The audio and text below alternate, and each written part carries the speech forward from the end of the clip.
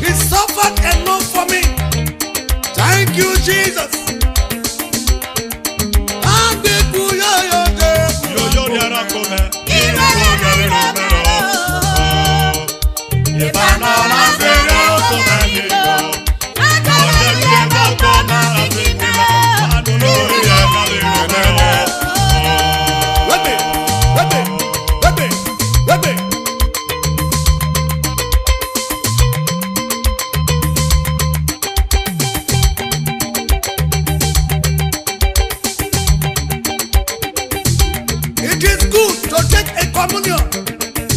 but it is dangerous when your heart is far from God.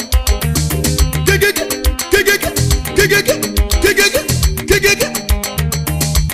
is the music.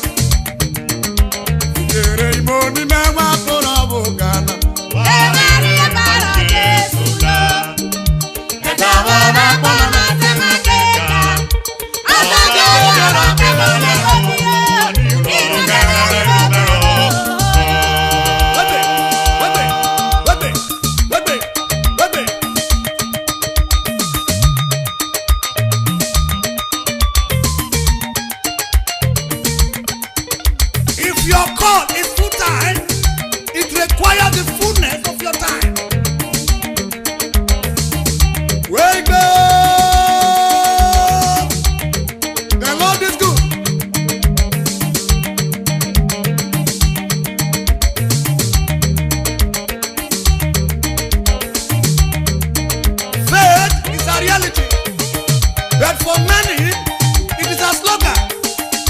Mind you, to be inspired, you need to be informed. And that is why the Bible is designed to design you according to God's desire.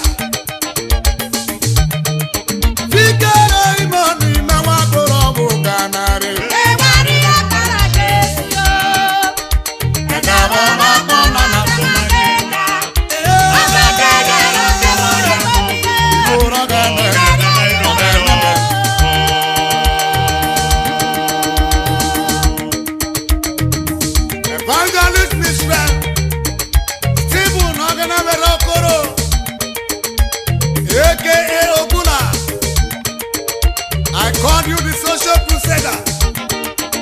May God bless you. Ready. Cut off fake people for good reasons and not good people for fake reasons. In Hebrew 13 verse 8, Jesus is the same yesterday, today, and forevermore. Mind you, the day of the Lord is one day closer as it was yesterday.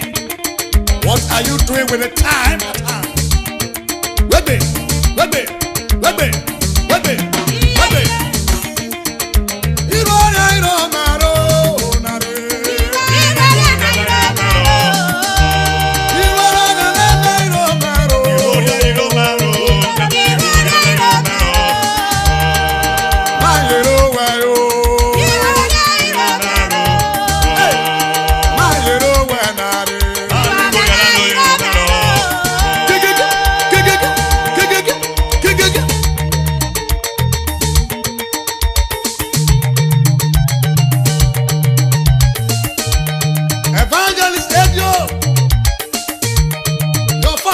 Hear you say something. The sin Jesus committed not, he suffered for and died for. That he did for you. What have you done for him? God will guide me. Go! Already. Ujiru towa ovye wanobu komena. Wana yume mubabena. Ujiru towa. Ah! Wait.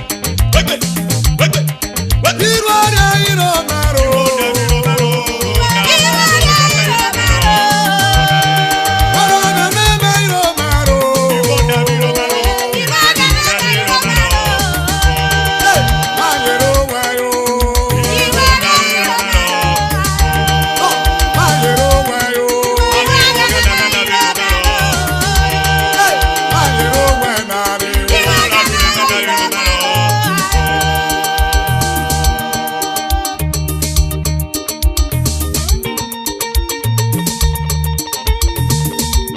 GOT.